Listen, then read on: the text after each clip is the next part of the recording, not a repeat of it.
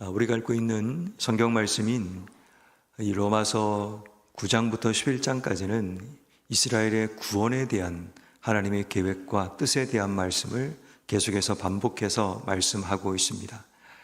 하나님의 구원이 이 땅 속에 이루어지기 위해서 어떤 부분에 우리의 필요가 따라와야 하는지, 또 하나님의 구원을 받아들이기 위해서 우리의 삶이 어떻게 살아야 하는가를 말씀하고 있는 것입니다.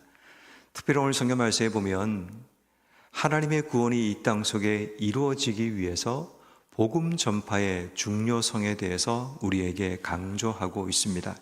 14절 말씀에 보면 믿지 아니하는 자를 어찌 부르리요? 듣지 못한 이를 어찌 믿으리요? 전파하는 자가 없이 어찌 들으리요? 15절 보내심을 받지 아니하였으면 어찌 전파하리요? 다시 말해 누군가가 전파해야지만 어떤 자들이 듣고 믿게 되는 그런 일이 일어나게 된다는 겁니다. 전파한다는 것은 하나님의 보내심을 받아야 하는 것을 의미하는 거죠. 결국 이 앞부분 14절과 15절 말씀의 결론은 좋은 소식을 전하는 자들의 발, 이것이 말씀의 결론이 됩니다. 하나님 복음을 전파하는 자가 좋은 소식을 전하는 발과 같이 그들의 삶의 자리에서 복음을 전하는 자가 되어야 된다라는 메시지를 전하고 있습니다. 다시 말해 누군가가 우리에게 전하였던 복음이 우리 귀에 들려졌고 그 결과로 우리가 예수를 믿고 이 자리에 서 있게 됩니다. 누가 전하지 않더라도 들려질 수도 있습니다. 아니면 그냥 누군가의 이야기를 듣고 깨달을 수도 있습니다. 아니면 하나님께서 우리의 삶 속에 행하셨던 여러 가지 일들 가운데 갑자기 주어지는 생각들과 깨달음이 우리로 하여금 예수님의 복음을 영접하게 만드는 그런 일들도 있습니다. 때로 인생의 실패와 상실의 현장 가운데 또 우리 속에 들려지는 마음속의 음성이 결국 다시 하나님께로 돌아가게 만드는 그런 결과를 만들어내기도 합니다. 중요한 것은 누군가는 전파해야 한다는 겁니다. 근데 그 전파하는 사명이 다른 자가 아닌 누군가가 하겠지라는 그런 생각이 아니라 복음 전하는 자의 이 선한 발걸음이 우리가 되어야 됨을 성경이 우리에게 말씀하고 있는 것입니다. 좋은 소식을 전하는 자의 발이 복이 있는 것처럼 오늘 우리도 우리 주변에 하나님 복음이 필요한 자들을 향해 우리가 다가가고 그들에게 하나님 복음을 나눌 수 있는 복된 삶이 되기를 주의 이름으로 축원합니다. 자, 그런데 문제는 뭐냐 하면 우리가 전한 것은 분명히 맞는데 그들이 듣지 않는 문제를 이제 16절부터 이제 소개하고 있는 겁니다. 그들이 복음을 순종하지 아니하였다라고 이제 지적하면서 이사야가 말하기를 주여 우리가 전한 것을 누가 믿었나이까? 사람들이 믿지 않습니다라는 이야기를 하는 겁니다. 자, 그런데 왜 믿지 않는가를 17절 말씀이 이렇게 설명하죠. 믿음은 들음에서 나고 들음은 그리스도의 말미암음으로 나는 것인데 그들이 듣지 않음을 통해 믿지 않는 그런 결과가 이루어졌다. 한 챕터로 이렇게 설명을 합니다. 그런데 18절부터는 그런데 정말 그들이 듣지 아니하였느냐라는 이제 반문으로 시작합니다. 18절 보십시오. 그들이 듣지 아니하였느냐? 그렇지 아니하니 그 소리가 온 땅에 퍼졌고 그 말씀이 땅끝까지 이르렀도다라고 말씀합니다. 로마서의 앞부분에 하나님께서는 하나님을 알만한 것들을 이 땅 속에 두셨다라고 말씀하십니다.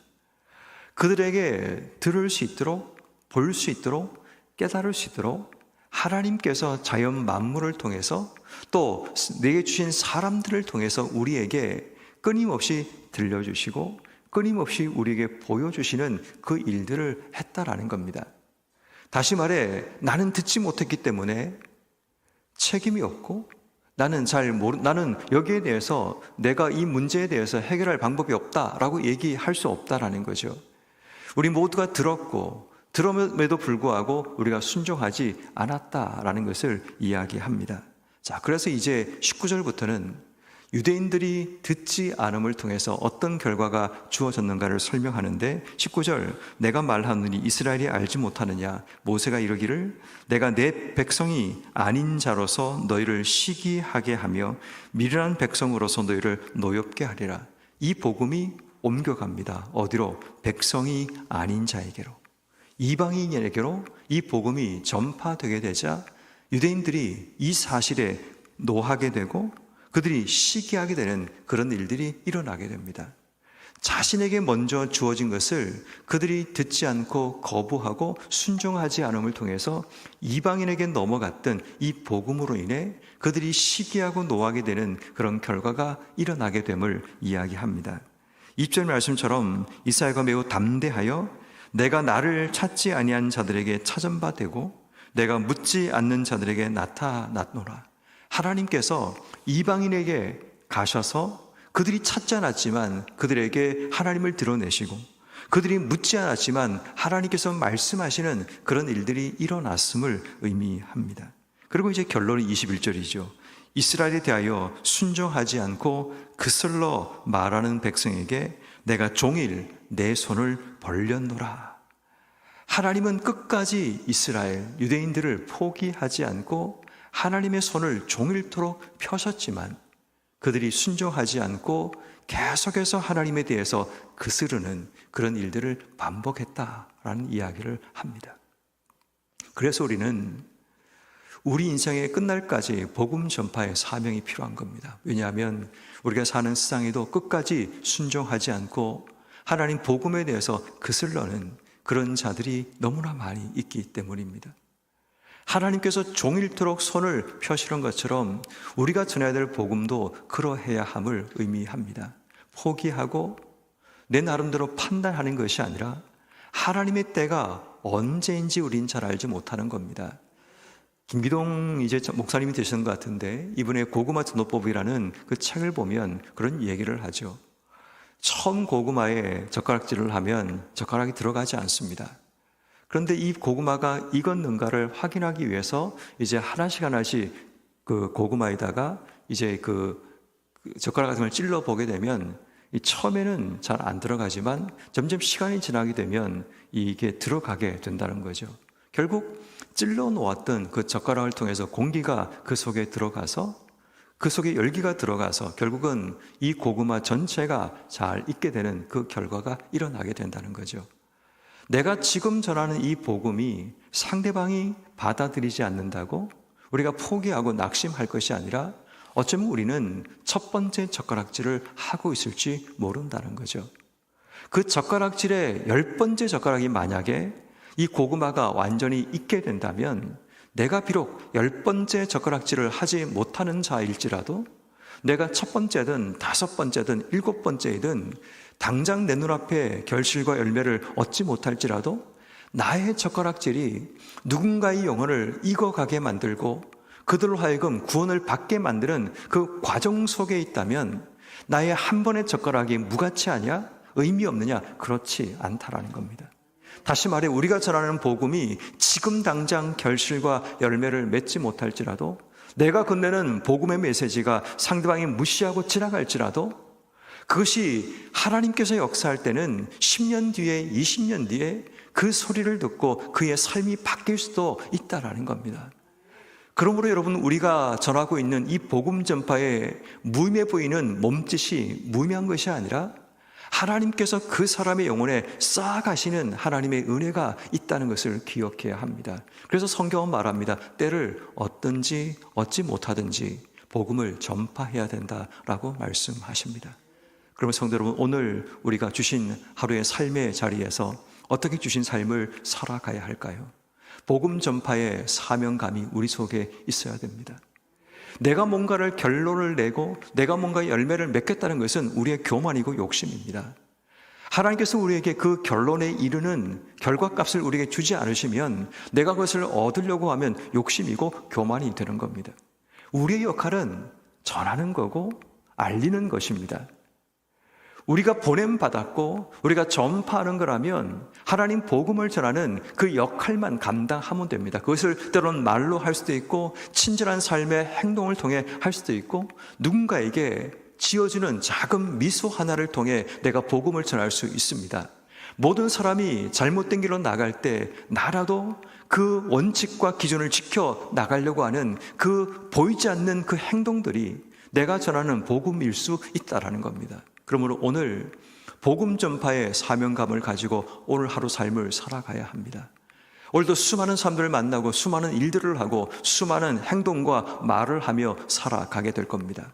그 모든 삶의 자리 가운데 우리의 삶의 가장 깊은 기저에는 내가 복음 전파라는 비장의 카드를 숨기고 우리의 삶을 살아가야 됩니다. 직접 내가 말하지 못하라도 괜찮습니다.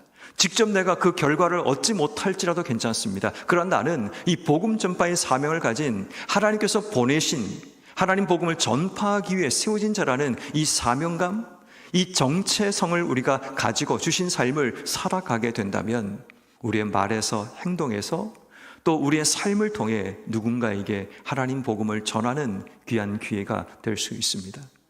그러므로 여러분 오늘 우리의 삶 가운데 지금 당장 열매가 주어지지 않는다고 실족하고 실망하고 넘어질 필요 없습니다. 결과는 하나님의 손에 있습니다. 이 생각이 우리 속에 미리 결정해야 될 부분입니다.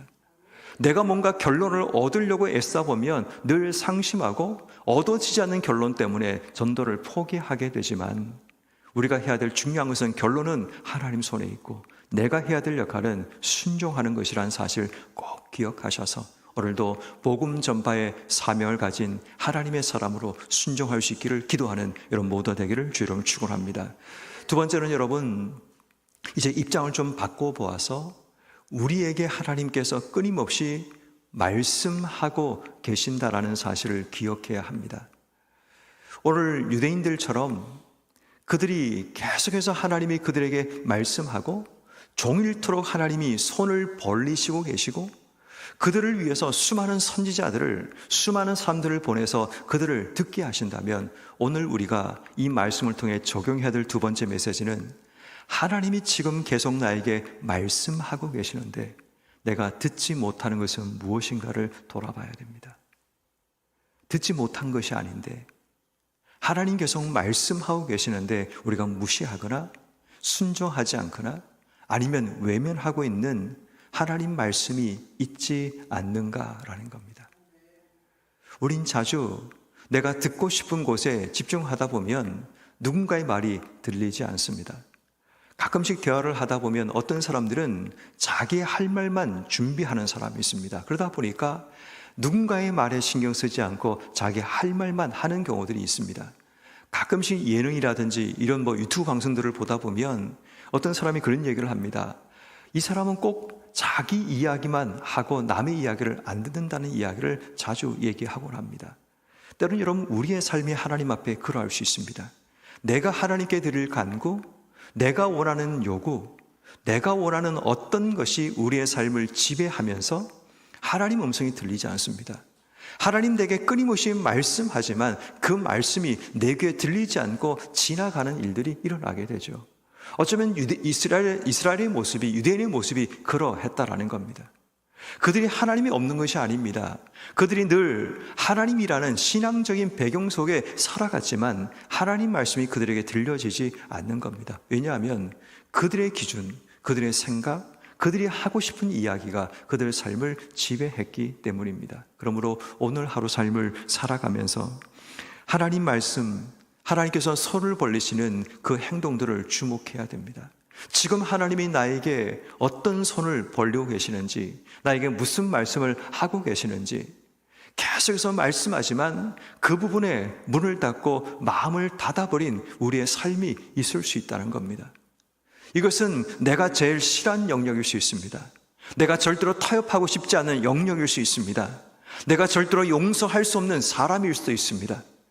어떤 영역에 있어서는 내가 맞다는 생각이 내 삶을 지배하다 보니까 하나님의 생각이 내 속에 들어오는 것을 내가 의도적으로 차단하는 그런 경우가 있을 수 있습니다. 그러므로 오늘 우리가 하나님께 기도할 때 하나님이 지금 내게 말씀하시고 내게 손을 벌리시는 그 하나님의 행동과 말씀에 귀를 기울일 수 있는 마음을 열어주시기를, 내 스스로가 차단하고 내 스스로가 이 영역만은 건드리지 말라고 막아놓았던 그 영역들을 하나님께 열고 하나님께서 내게 말씀해 주시기를 기도하는 것, 이것이 두 번째 우리가 이 말씀을 통해 우리가 적용해야 될 말씀이 됩니다.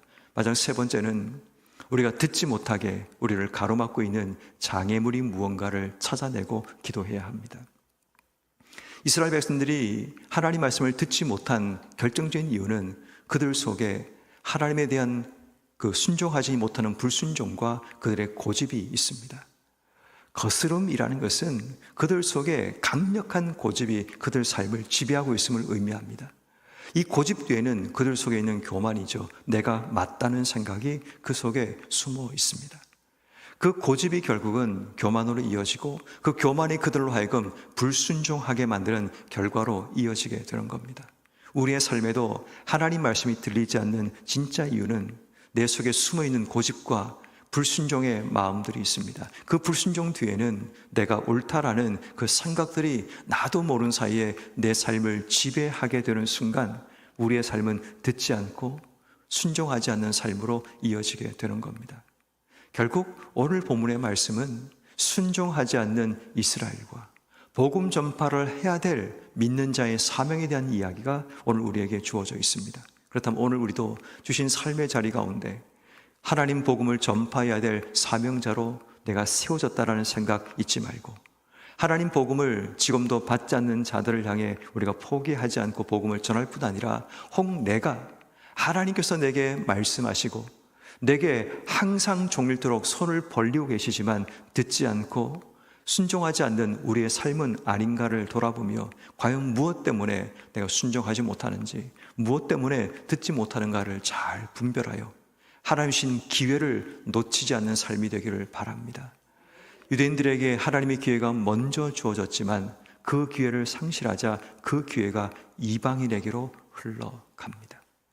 하나님께서 우리에게 먼저 기회를 주셨는데 우리가 그 기회를 발로 뻥 차버리니까 그 기회가 옮겨가죠. 그래서 계시록에서는 촛대를 옮긴다는 표현을 쓰고 있습니다. 하나님께서 그 촛대를 통해 귀하게 쓰기를 원하셨지만 그들이 그 촛대가 주어졌을 때 기회를 살리지 못하니까 촛대를 옮기는 그런 일들이 벌어졌다면 오늘 우리가 하나님께 기도해야 될 제목, 하나님 촛대를 옮기지 마시고 기회를 놓치지 않는 삶이 되어서 우리에게 주신 이 기회 잘 붙들어내어서 끝까지 하나님께 귀하게 쓰임받는 교회, 끝까지 귀하게 쓰임받는 우리의 삶이 되게 해주시기를 기도하는 여러분 한 분 한 분 되기를 주님의 이름으로 축원합니다.